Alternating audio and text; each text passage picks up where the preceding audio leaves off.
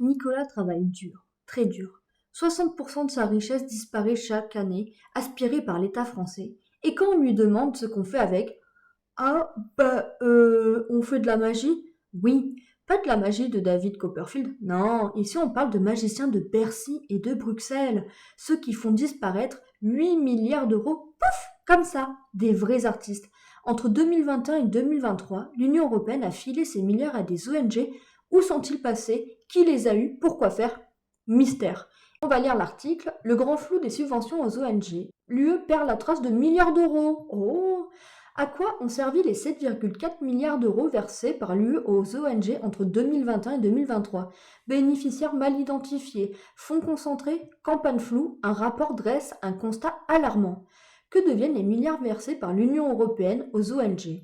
Après le Qatargate et le scandale des fonds détournés pour influencer le pacte vert, un rapport de la Cour des comptes européenne publié ce 7 avril apporte une réponse troublante. Pas grand-chose. Sur 61 pages, malheureusement expurgé des noms des ONG concernées, le document tente de dresser un état des lieux précis des fonds distribués et révèle surtout des zones d'ombre, bénéficiaires mal identifiés, concentration des fonds au profit de quelques-uns, campagne de sensibilisation floue, décryptage. Entre 2021 et 2023, l'UE a engagé 7,4 milliards d'euros pour des ONG dans ses politiques internes, 4,8 milliards gérés directement ou indirectement par la Commission européenne et 2,6 milliards distribués par les États.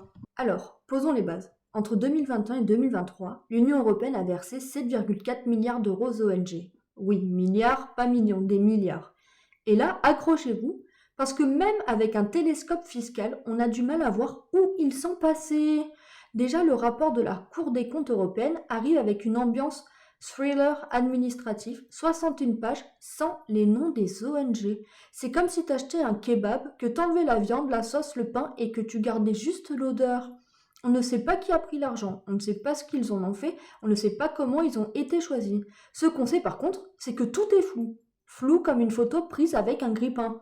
Le rapport parle de bénéficiaires mal identifiés, de fonds concentrés sur quelques ONG et de campagnes de sensibilisation floues. En gros, c'est comme donner ton argent à un mec dans la rue qui te promet de sauver le monde et qui disparaît dans un nuage de fumée.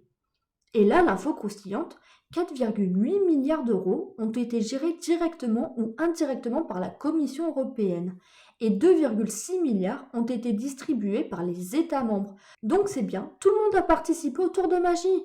La France, l'Allemagne, l'Italie, chacun a mis sa pièce dans le chapeau du prestidigitateur.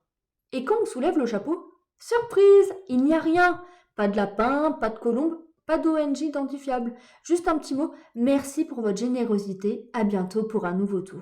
Ce n'est même plus de la négligence, c'est de la sorcellerie budgétaire. Et le plus beau, c'est que personne n'est responsable, personne ne sait, personne n'a vu, personne n'était là. Même dans un braquage de banque, les voleurs laissent plus d'indices. Voilà les amis, 7,4 milliards d'euros qui se sont évaporés. C'est pas de la politique, c'est du David Copperfield sous tranquillisant. Et pendant ce temps-là, Nicolas continue à se faire ponctionner 60% de ce qu'il gagne pour financer du vide flou en PDF.